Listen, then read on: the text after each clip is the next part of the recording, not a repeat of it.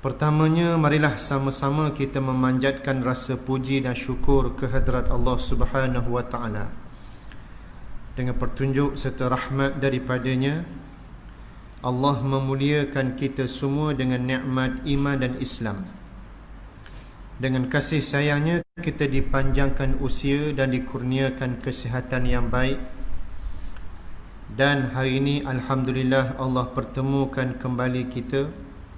Setelah sekian lama kita diikat dengan SOP dan polisi PKP yang diperkenalkan oleh pemerintah kita, oleh kerana pandemik COVID-19 yang melanda bukan hanya dalam negara kita, juga melanda dunia lebih kurang 4 bulan yang lalu sehinggalah sekarang ini.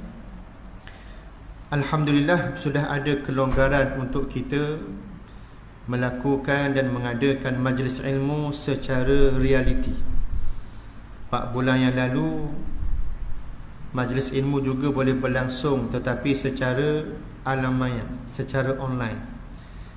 Pun begitu, tanggungjawab kita tidak boleh berakhir begitu sahaja.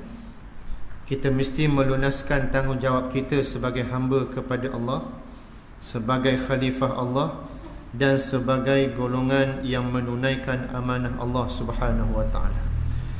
1001 hikmah tersirat di sebalik pandemik COVID-19 ini, sehingga sebilangan besar di kalangan kita umat Islam di Malaysia ini ada yang menginsafi dan melakukan muhasabah. Dan ada juga di kalangan kita orang-orang Islam yang tidak mengambil sebagai satu medan muhasabah.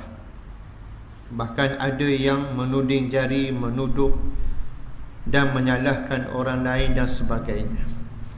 Maka itu tanda tidak sempurnanya iman. Kerana kesempurnaan iman itu ialah salah satu daripadanya mesti redha dengan qada dan qadar Allah Subhanahu wa Ta'ala. Kerana ia termasuk dalam rukun iman. Kita ada 6 rukun iman. Salah satu daripadanya redha dengan apa yang ditakdirkan Allah kepada kita. Kerana di sana ada suatu rahmat yang akan menyusuli. Bahkan sudah pun kita rasa nikmatnya. Barangkali dalam situasi kita sebelum ini kesibukan mengejar urusan dunia, Allah kuarantinkan kita di rumah masing-masing lebih kurang 3 ke 4 bulan. Kita boleh kenal ahli keluarga kita dengan sedalam-dalamnya. Boleh solat berjemaah bersama dengan isteri dan anak-anak kita. Dan kita boleh menilik akhlak, sikap, peribadi dan kefahaman agama anak-anak kita, isteri kita dan diri kita sendiri. Bahkan semuanya itu Allah Ta'ala jadikan sebagai satu proses penjernihan iman kita.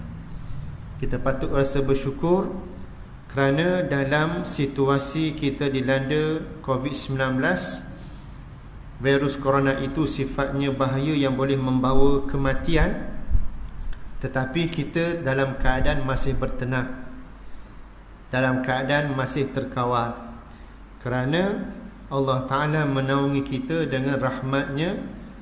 Berlakunya kerjasama yang baik di antara umara dengan ulama dalam melaksanakan tanggungjawab.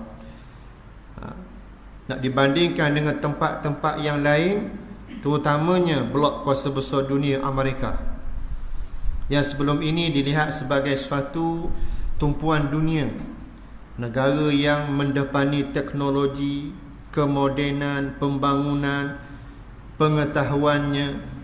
Tetapi Allah Ta'ala menundukkan kesombongan dan keegoan manusia dengan didatangkan tentera yang tak nampak dengan mata kasar, sehingga Amerika tak mampu nak menangani COVID-19 ini dengan jayanya. Bahkan mereka pada ranking yang tertinggi terkesan dengan COVID-19, jutaan. Nak banding dengan kita tak sampai ribu, tak sampai jutaan, ratus, tak sampai ratus ribu. Maka begitulah hakikatnya. Pedoman kepada kita apabila manusia meninggalkan hablum minallah. Kalau hanya menitik beratkan hablum minan nas, berlaku ketidakseimbangan kehidupan kita di alam dunia ini dalam memenuhi matlamat kewujudan kita di alam dunia. Maka sebab itulah Islam sebagai jalan penyelesaian. Islam memimpin dalam kehidupan kita. Maka sebab itulah rentetan daripada itu kita mesti mengambil muhasabah untuk lebih yakin dan percaya Islamlah jalan hidupku dan syariat Allah lah yang mesti ku perjuangkan dan ku tegakkan di atas muka bumi ini. Alhamdulillah, kita bertemu kembali pada malam ini. Kita akan sambung pengajian tafsir kita setelah sekian lama. Pengajian akhir dulu bulan 2 ya. 18 Mac kita sejarah kena kuarantin kena kurung dalam rumah kita masing-masing. Tahun ni pun Ramadan tak berasa Ramadan. Selama ni Ramadan ni satu rasa penghayatannya, laungan bunyi bacaan imam di surau masjid, bacaan Bilal, berselawat dan sebagainya. Musim PKP baru ni senyap tupah. Tak rasa langsung bulan puasa. Cuma rasa lapar je sebab tak makan dan minum.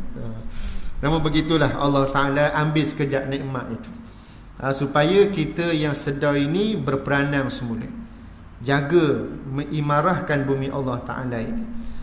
Maka kita dapat lihat bagaimana perkara mungkar dan maksiat secara automatik terhalang daripada berlangsung dalam kehidupan kita. Pak kelab malam, disko tidak beroperasi sepanjang PKP.